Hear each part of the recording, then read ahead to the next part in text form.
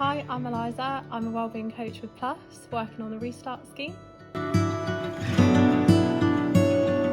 So essentially I support people with their mental and physical wellbeing. That looks different for every person, but we do some one-to-one sessions.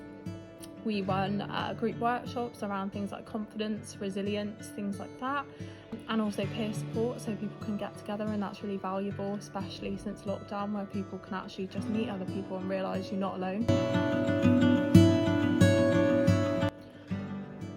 A million different ways, depending on what you need that day, but things that really help me is eating pretty healthily.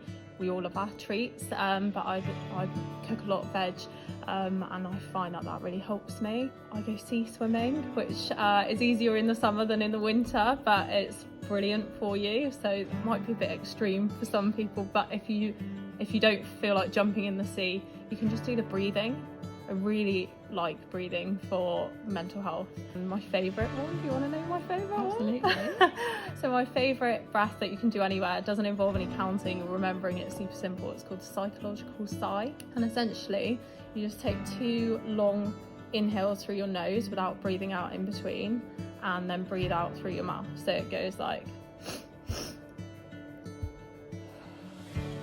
But it genuinely has been studied. It's by people much cleverer than me, and the science behind it backs it up as quite an effective tool that you can do anywhere, whether you're in the supermarket or in traffic, and just helps to calm you down. I would say acknowledge it. It's okay. Everyone struggles at some point. It's part of the human experience, so try not to beat yourself up. Reach out for help. There is loads of support available, whether it's through your GP, through something called the IAPT provision. So you can literally type in IAPT. It's improving access to psychological therapies. There's a local provision for everywhere in the UK, so have a look. You hopefully will have friends or family that you can speak to.